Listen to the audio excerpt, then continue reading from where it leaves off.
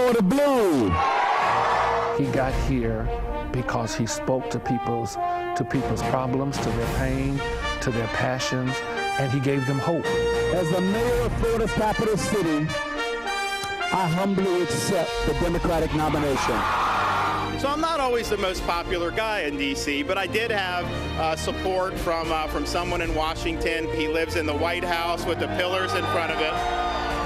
He's an extreme talent, and he will make a fantastic governor of Florida.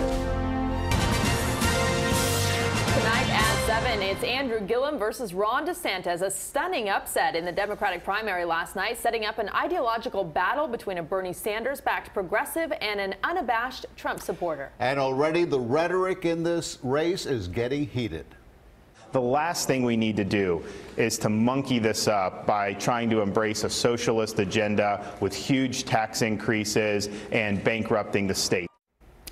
Ted Scouten is in Tallahassee for us with more on that comment and reaction to it. Ted? Elliot and Rutabaga, basking in that historic win was very short-lived. Just one day after that win, Ron DeSantis made a controversial comment on Fox News, and that has been dominating the headlines since.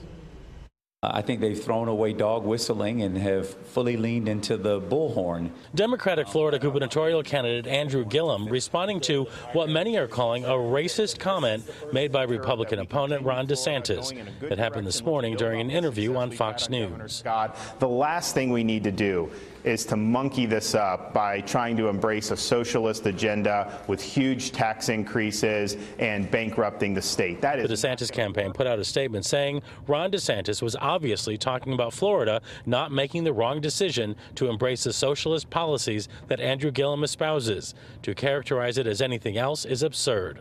I understand the signal that he wanted to send, but the truth is I think there are more of us out there that are common and decent, and frankly just want to be over the politics of division. You can window dress it 100 ways a Sunday as to what you can try to find a way to justify it for, but Floridians know what he's talking about. Allison Tant is the former chairwoman of the Florida Democratic Party.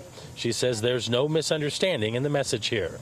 This is a man who has lived his life and his professional career on Fox News. He knows what he's saying. I'm not giving him a pass. You know, and I don't think anybody should. Gillum predicts the Trump style of politics will not work here.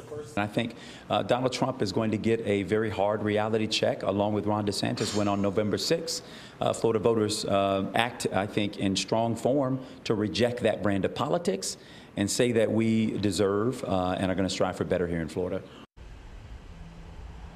We also asked for on-camera comment from the DeSantis side. They gave us that written statement. Live in Tallahassee, Ted Scouten, CBS 4 News at 7.